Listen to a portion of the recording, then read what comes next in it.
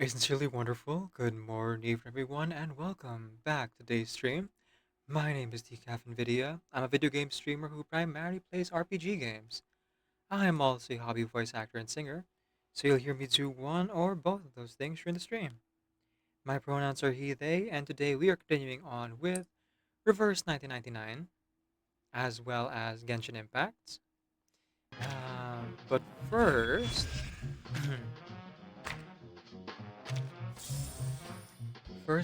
first, I just realized two things.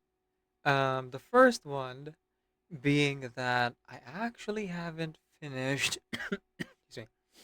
I actually haven't finished updating the software for the PS4, and the second thing is that I haven't finished uh, doing the thing in reverse. So I guess give me a couple more minutes here for technical difficulties. But yeah, welcome back. I I didn't just wake up, but pretty close to just having woken up. Earlier today, I got really dizzy and lightheaded, so I cut the stream early, and now I'm back. I am here, and I am continuing with the stream because I really want to do Mesmer Junior's Anecdote, and I'm feeling well enough to voice act, so I'm gonna get to it, as it were. Part 5. This year, excuse me. Part 5. Funeral. They say her hands are empty, but who saw what she was really holding?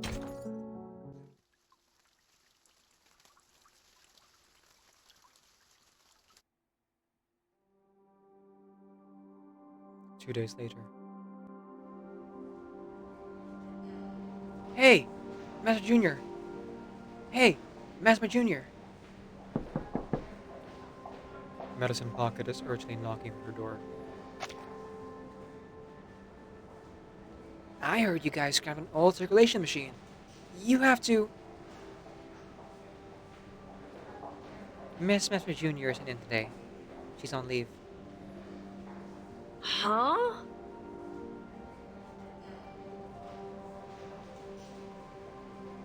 They scratched their head. They would sooner believe that Madison Dictate had occupied the LSCC. Leave? Mesmer Jr., you're messing with me. Why would I do that?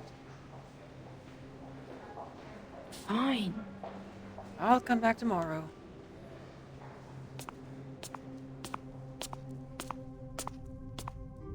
Madison Pocket disgruntled footsteps paced past the closed door.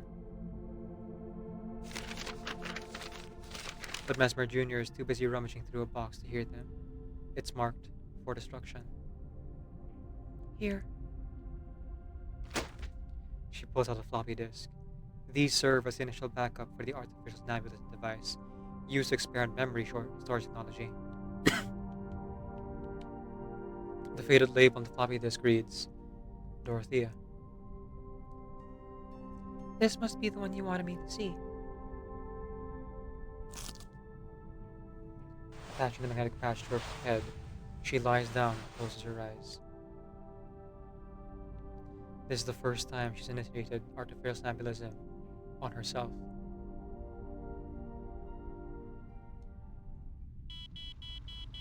Reading floppy disk, please keep your eyes closed and do not interrupt the process. Read successfully. Read successfully.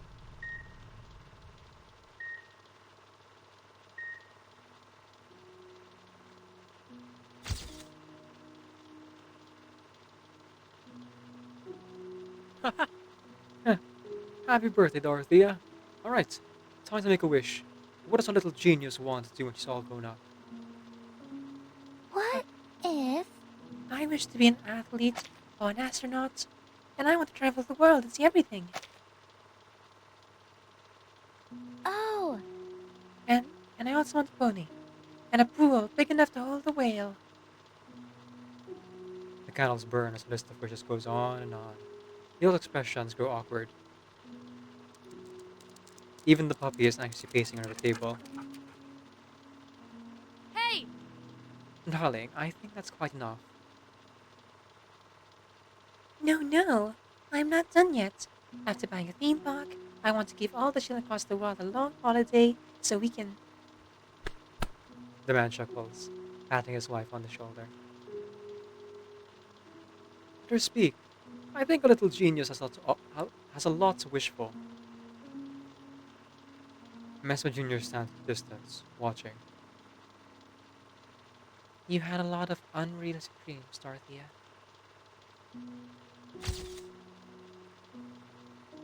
No.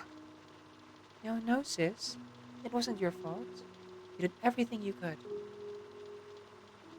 Her distraught sister squats down, dirtying her nurse's uniform.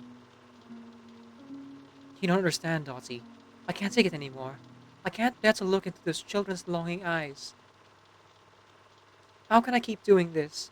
How long can I keep lying? Telling them that everything will be alright. Yesterday, I kicked another stone across the ground. When I kicked it into the corner, you know what happened? It bounced right back, right off all the other stones I've piled up there. There's so much beyond my control. It's breaking me, Dottie. I can't bear it anymore. I'm going home to rest for a while. Maybe do something else. Something that keeps me closer to family. Dorothea puts her hand on her back, sharing her burden. No matter what. I'm always here for you, sis. She hugs her sister, the medical school badge clutched tightly in her hand. This isn't her first frustration that Mesmer Jr. has seen. Sorry, this isn't the first. This isn't the first resignation that Mesmer Jr. has seen. In fact, the scene is rather common.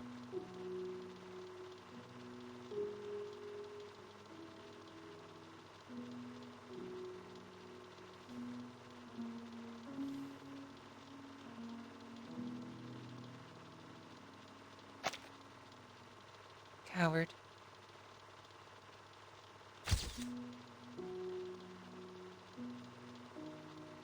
If you intravenously inject 40 milligrams of dopamine solution for every 60 millimeters to maintain the appropriate rate, the intravenous injection speed should be. I'm coming, LSTC. She's surrounded by books, utterly engrossed in her studies. She's alone. Hey kid, you doing okay? Your Uncle Benjamin's getting married tomorrow. Hope you can make it. Your dad's about to explode over the voicemail you left. Call him back soon. This is Mark from the hospital, remember? You gave me your number? I found a great restaurant. You're free, I mean. If you're interested, give me a call back.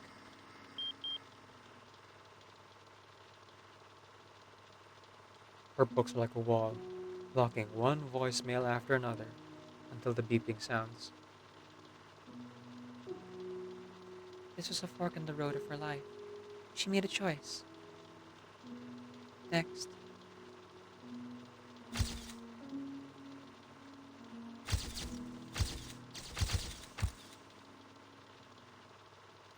She's at graduation, the bare winter trees, and her classmates posing for photos. She's her being scolded by the head nurse for smelling like cigarettes. He's her now seeing a family member's death for the first time, and how she ran to the bathroom afterward and sobbed uncontrollably. A family trip, a ball, funeral, prayer, struggles and joys, anesthesia and defibrillators. This is starting to feel like a waste of time. Good. Alright, Dorothea. That's enough. Her hand approaches her forehead. All she has to do is press the magnetic patch, and the somnambulism will end. Hmm? In the darkness, a figure stands in the distance. But the silhouette neither approaches nor moves away. It just stands there like a statue. You've grown up, Junior.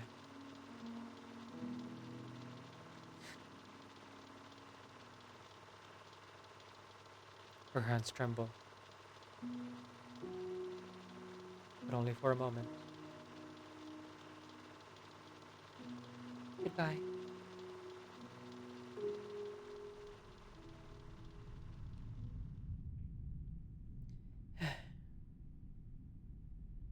Looks like this will be our last meeting, Dorothea. According to protocol, these files will be destroyed next. She tosses the floppy disk back in the box and checks the time. 3 minutes and 4 seconds longer than expected. Still within controllable limits. The Messer family agent will arrive in 3 hours and 4 minutes. If he's on time, that is. She stands up, straightens her clothes, and closes the door. It's as if she is leaving the funeral of a stranger.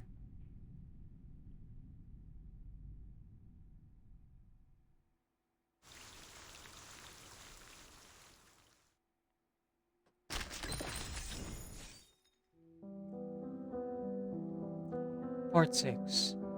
Discharge. As they chew the juicier grass, wolves and fences are one and the same.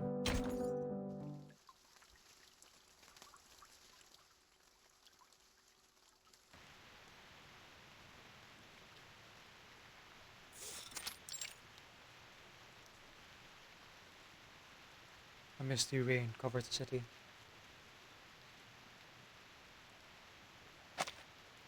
The square is empty save for two figures. A white umbrella and a black umbrella. Your news has reached the family in Berlin. They send their regards, Mesmer Jr.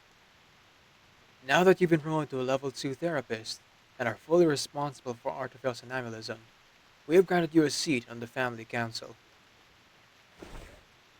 He hands her a badge. We've sent many children to SPDM over the years. You're the only one to reach such status. Thanks to you, the St. Pala Foundation has requested a third meeting with the family. Your parents have conveyed their pride to us. Fabulous. So the matter's dealt with. I can leave now, right? She pockets the badge while it dance. Not quite so fast. I'd like to speak with you personally, Mesmer Jr. Personally? Alright then. Allow me to begin. So gross. Your bureaucratic tone makes me sick, Elegy. Or should I call you Jeffrey Mesmer? It seems you settled right into your role as the family agent.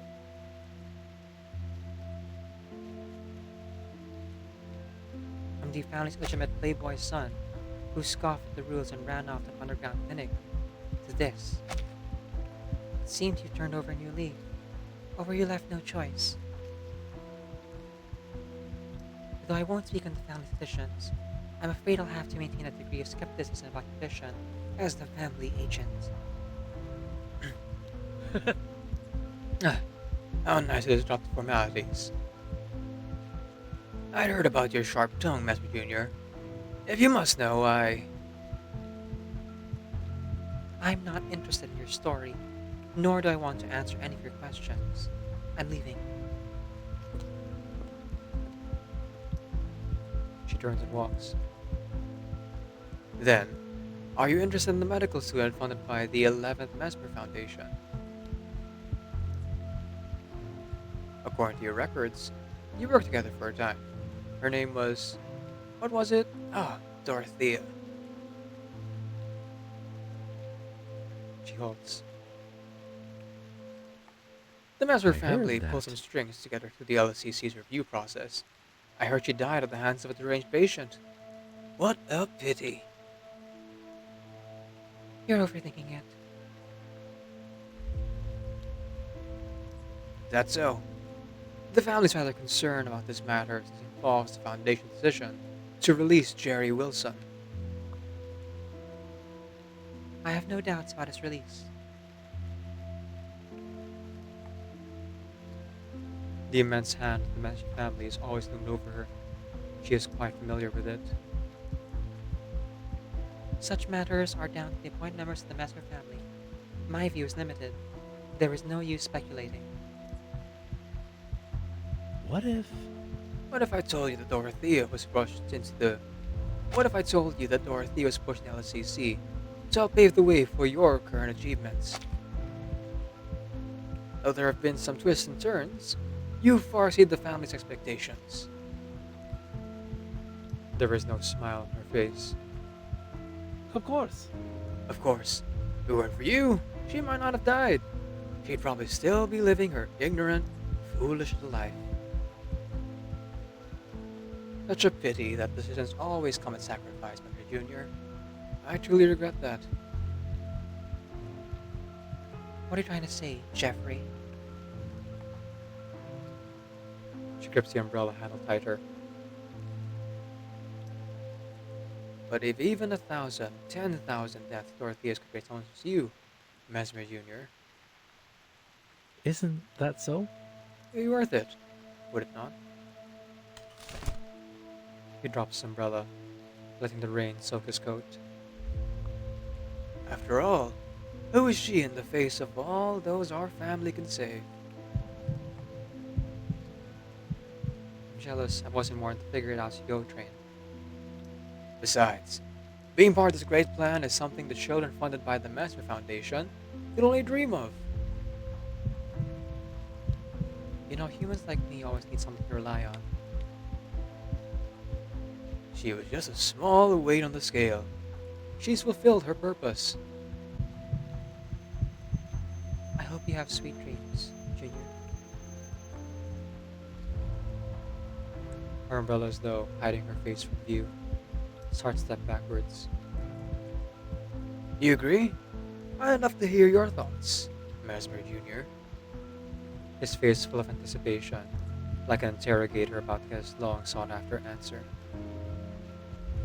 She lifts her umbrella, revealing a surprising expression. You are expecting me to be disturbed by your words, to have a strong stress reaction? Should I fall into hysteria so you could report on my instability back to the family? We are all Mesmers, Elegy. His face only turns cold. Many times I have been dissatisfied with decisions of the Mesmer family. Many times I have been dissatisfied with the decisions of the Mesmer Family Council. There is no doubt about that. Well, I think part of it too is that, you know, poor Mr. Jr. Had a lobotomy, so there's a little bit more resistance to that kind of thing, and she's already been through like a far more traumatic experience, so she knows how to cope. Plus, already being a psychologist and all, she knows the methods of doing so. Maybe not the healthiest methods, but methods nonetheless.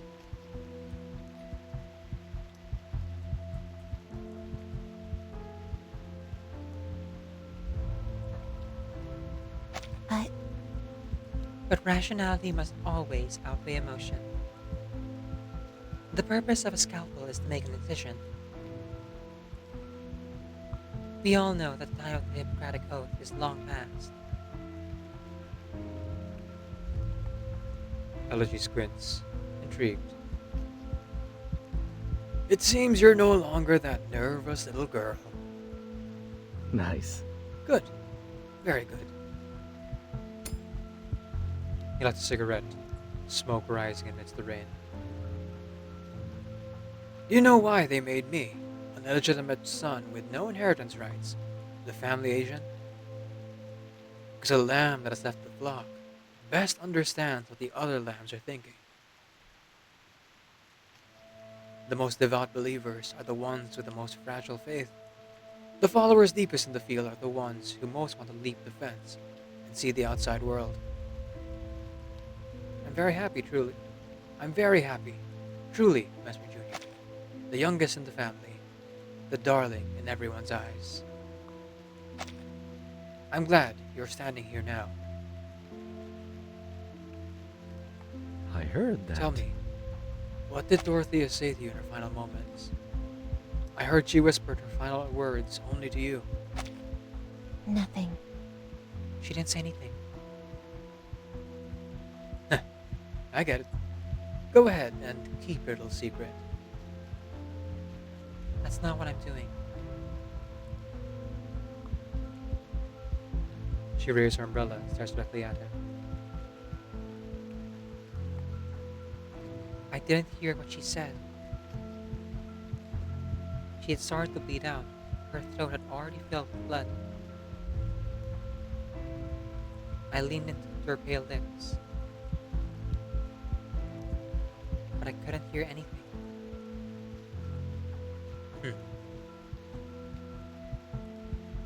The shard of glass had penetrated 6 centimeters into her neck. All I could hear was the gurgling of blood in her throat.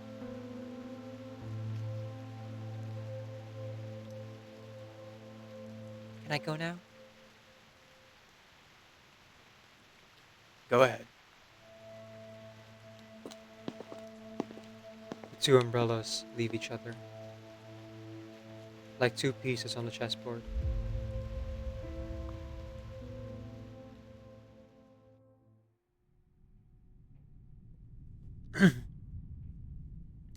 Crystal and Tooth Fairy are chatting in the ward.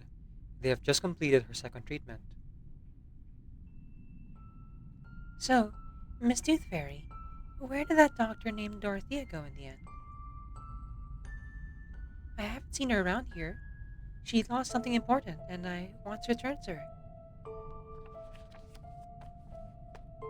She holds the book in her hands, a slight worried look on her face. Ah, I remember that doctor.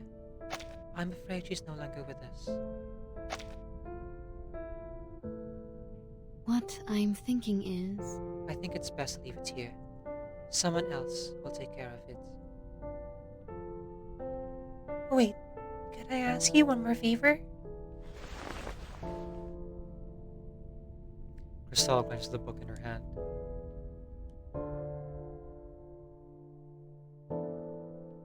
It's here, Miss Mesmer Jr.'s office is right here, but but I heard she's on leave today. It's okay. Crystal pushes herself up from her wheelchair and struggles to her feet.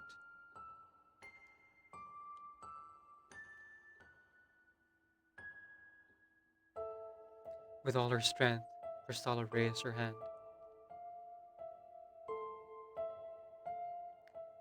Miss Cristallo, I can deliver it for you. thank you. No, thank you. I just want to make sure Miss Mesmer doesn't lose it again. That should do. She sits back down in her wheelchair.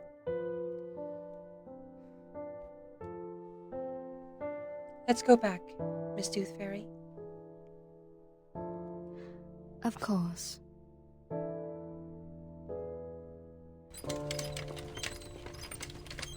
They make their way back. The Dreamcatcher hangs on the doorknob, awaiting the return of its owner.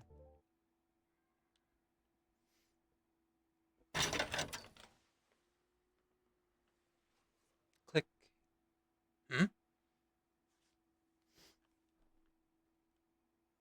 Jerry Wilson, right?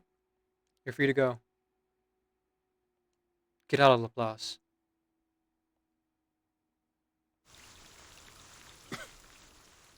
Okay. This is a good time for me to take a break. I need to catch my breath, so I'm gonna go get more fluids. When we come back, let's finish up Mesmer Jr.'s anecdote, shall we?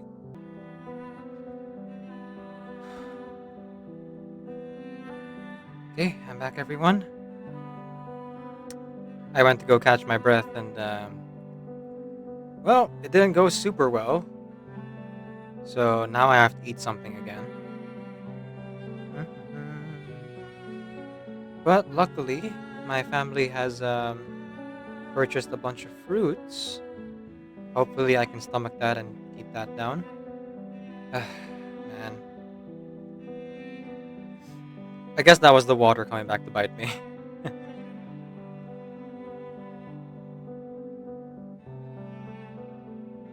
Speaking of, I gotta re-up on hydration.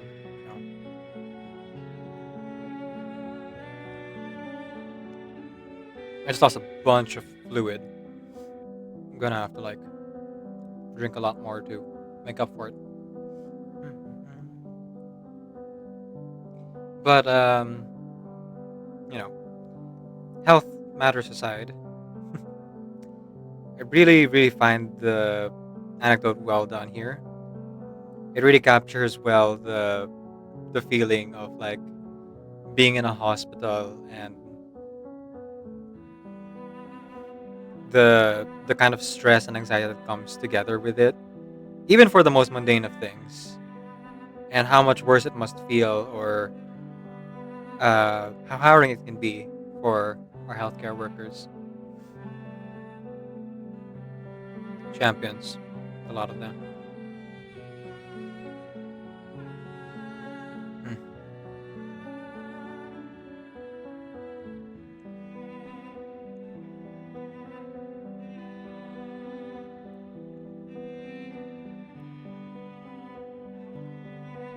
Well, I don't think the cost of their equipment should be so high. They very much are well deserved in the salaries they receive because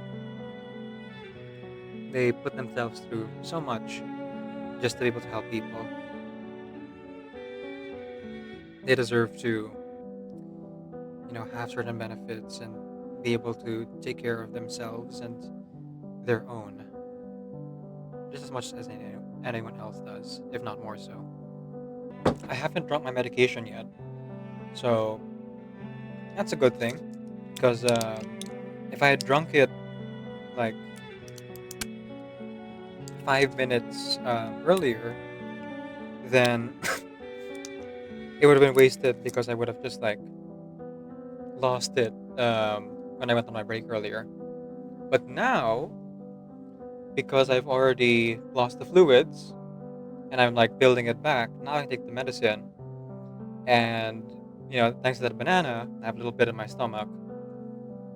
So hopefully I'll be able to stomach it and keep it down for at least a few hours, long enough for it to, dissolve and go into my system and help me get better. Cheers.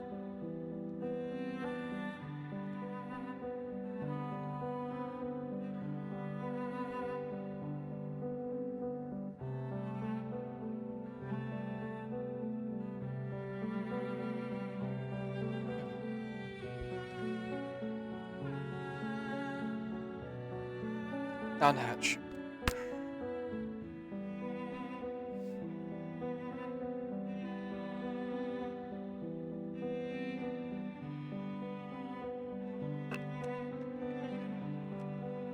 Yeah.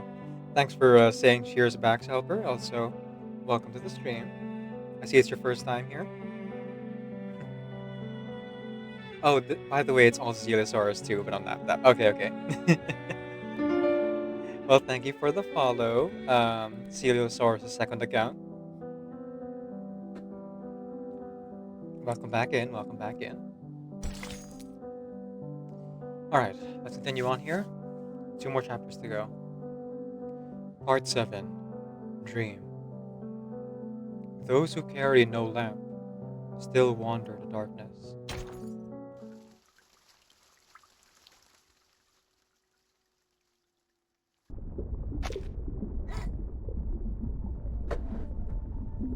Her body, along with her consciousness, plunges into the sea, falling and falling. A deep sleep is about to descend,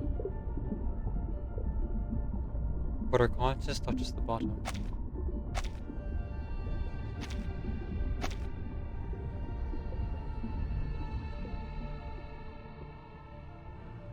Is this a dream? A rare possibility. This would be the first in 3 years my body has voluntarily triggered a dream. Huh? What's that? Two figures emerge from the fog. Their faces are familiar. Yes, she knows them.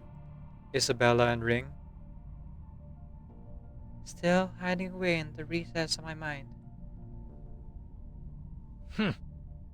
Oh, it's you. That plague sent over by that damn family again. Your shame is precious, isn't it? You're gonna keep it all for yourself. Take it to the grave with you, aren't you? Okay, that's not the real Danny. Well, I'm gonna knock some sense into you, narcissist. Dorothea would still be alive if she hadn't gone close to you. It's not true. Was it really rational to let Jerry Wilson go? He should have paid for Dorothea's death. You could have punished him in 1,000 ways. You just had to listen to the higher-ups and let the bastard go, didn't you, Mesmer Jr.? How noble, how rational of you. But wait a minute. This was all because of you, wasn't it? So what gives you the right to make the decision? Okay, definitely not the real Danny. For one thing, the one who allowed Jerry Wilson to have less anesthesia was Dorothea. She made a decision as the head doctor at the time. And for another thing, Jerry Wilson, like his patient records say that he's good. You know, Messenger said earlier that the Hippocratic Oath is over, but above all else, do no harm. For as much as pain he's caused in his insanity, he is cured, and he does seem to like regret his decisions. You can't like you can't blame the person for the acts they took while having mental illness. It's just the reality of like of disease and the measures they took that were in place that ultimately failed. He stares at her like a suspect on trial. Another figure steps forward. Wretch, when you look at Dorothea's bloody corpse, do you not even waver? How can you still stand here and give us orders after that? How can you still have the nerve to show your face at applause? The figures fade away. And new faces appear. When it came to restraining Virgin, you could have done things your own way, couldn't you? You didn't have to follow your orders. Hey, coward. Are you really so willing to be a pawn? You've got no guts, no power to stand up for yourself. You're just a bootlicker for the bigwigs. What a pathetic wretch. Mesmer Jr. turns her back to the fog. Of course, her feelings of shame and guilt would manifest in her dreams. She knows this better than anyone. They attack her, just like her patients' dreams attack them. Time to leave. With every step, she leaves the fog further behind, until a small hand gently tugs at the hem of her skirt. Mesmer Jr., you've come for us.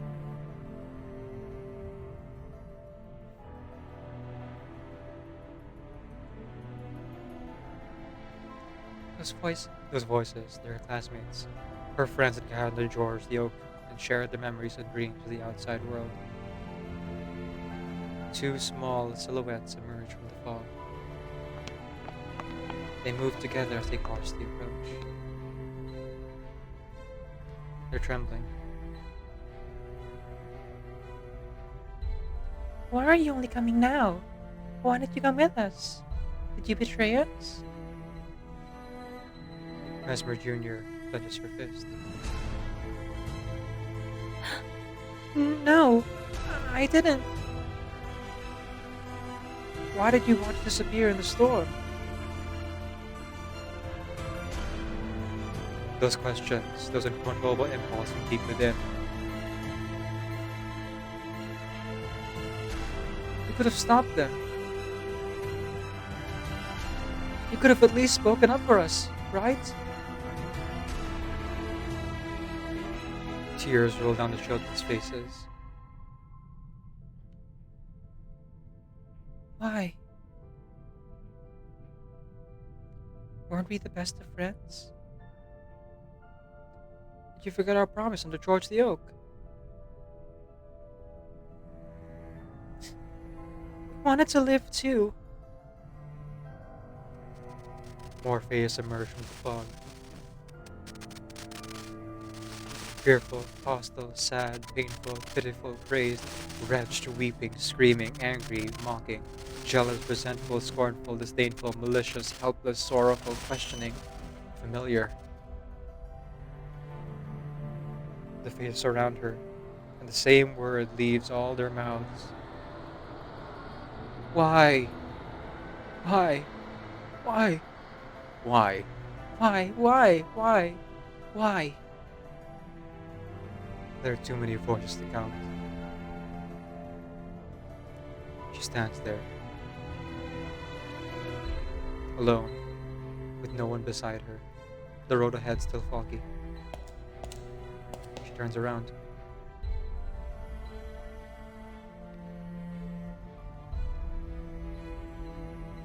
One by one, figures stand, all staring intently at her.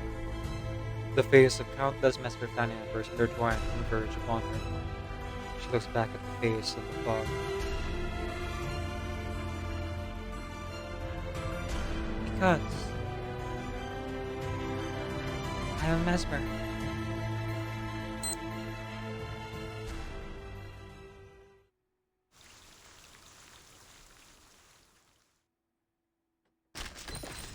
The question is, why does Mesmer Jr. get to live while everyone else dies? It's not as simple as because she's a Mesmer. Part 8. River. It flows quietly, ever constant.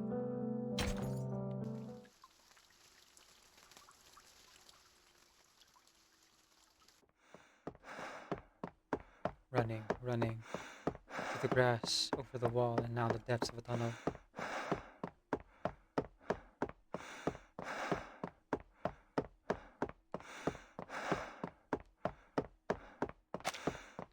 The free world outside St. Pablo Foundation is right before him. Huh. You can't stop me! None of you can stop me now! Even the Foundation's hounds will lose my scent eventually.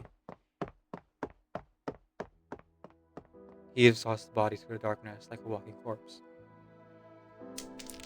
The toffee drops out of his pocket. Hmm?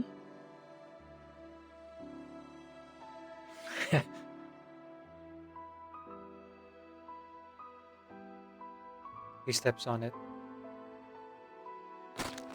It crushes under his foot. Damn Foundation bastards! Siding with the human that killed my ma, and not even putting the devil to trial.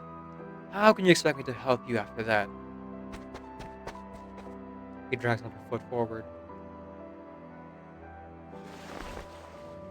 He wipes the blood smeared on his face from the fall, madness in his eyes. Joining you in the training mass Anecdote was the dumbest decision I ever made. But this time I've got all kinds of dirt on you. Mr. Forget-Me-Not, he'll reward me for all this, and Manus Vindicta will take me back. We'll make the murderer pay. The whistling of the wind grows stronger as he approaches the light at the end of the tunnel. On the other side, the people waiting to receive him have already arrived. I'm free!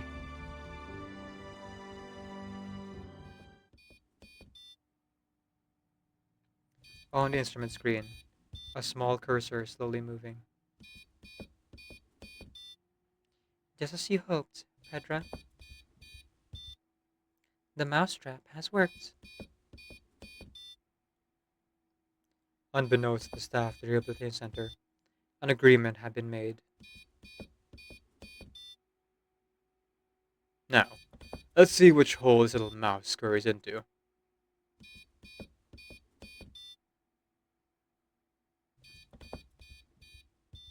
Human bait.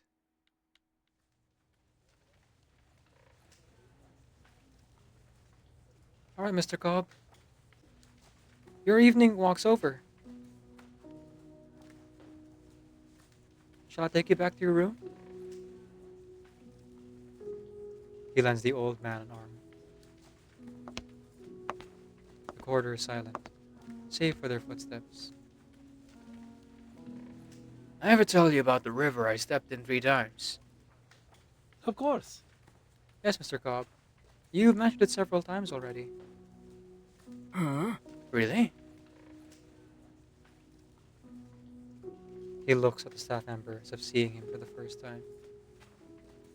I'm sorry. Sorry, what's your name? I think this is the first time you've met. Adam, sir. Cobb rubs his wrinkled nose. His hunched back has become quite a burden to him. Anyway, kid. The third time I stepped in that river. Gone so old, you see. Forgotten where I am. They say my mind's going backwards. All I remember are these old stories. His mind is clearer than it's been for quite some time. I come from a big family, and many nights the other kids would lock me up in the house, bolting the windows and doors.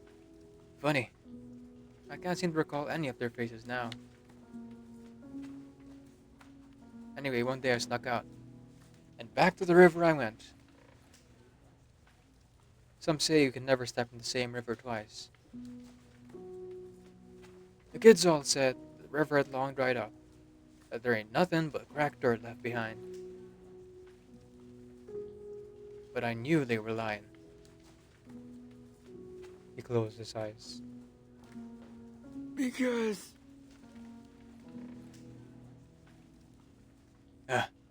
You see it? My puppy, the one I lost, has been hiding there by the riverbank all along.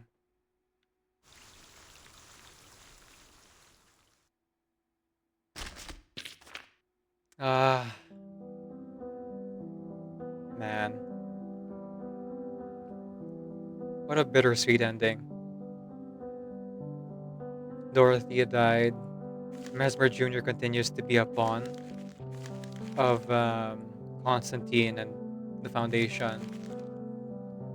Jerry Wilson ultimately chose wrongly, but is being used as like a way to get intel on the Mass Vindictae.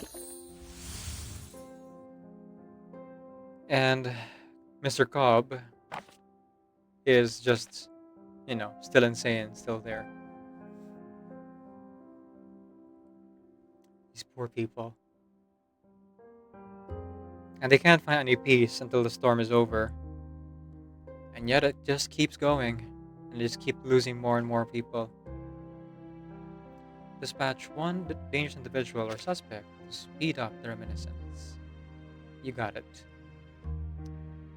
Isolde, Tuesday, Diggers, Melania. Topic 4, family. Dispatch one person who cares about family. Speed of reminiscence. Oh, twins for sure. August, 6, Vila.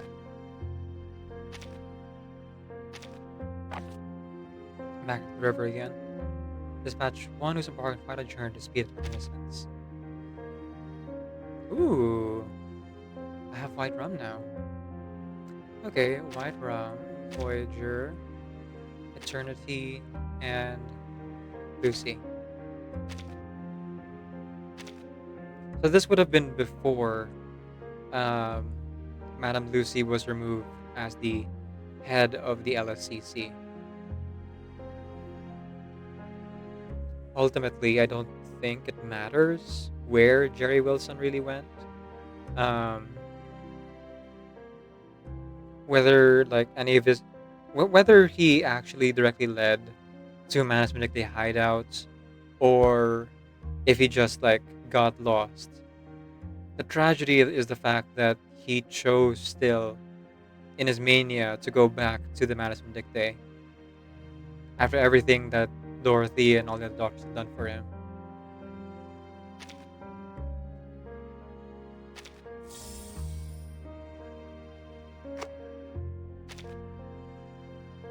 They weren't able to really help him in the end.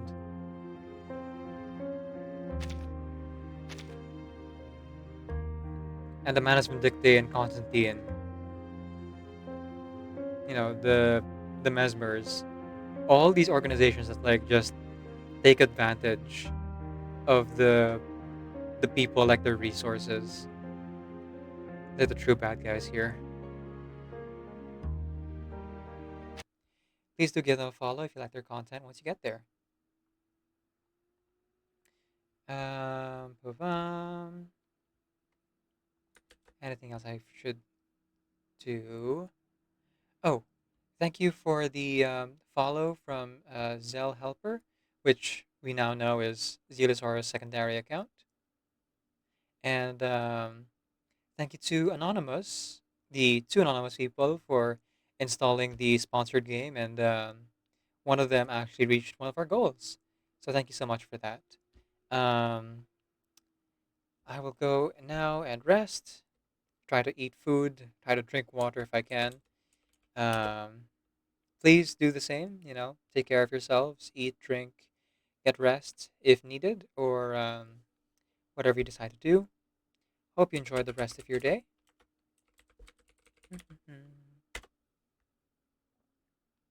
Now, as I send you off, keep in mind and remember that Decaf NVIDIA is Creative Commons Attribution, Non-Commercial Share Alike 4.0 International License. Off you get. You can ring my bell, ring my bell.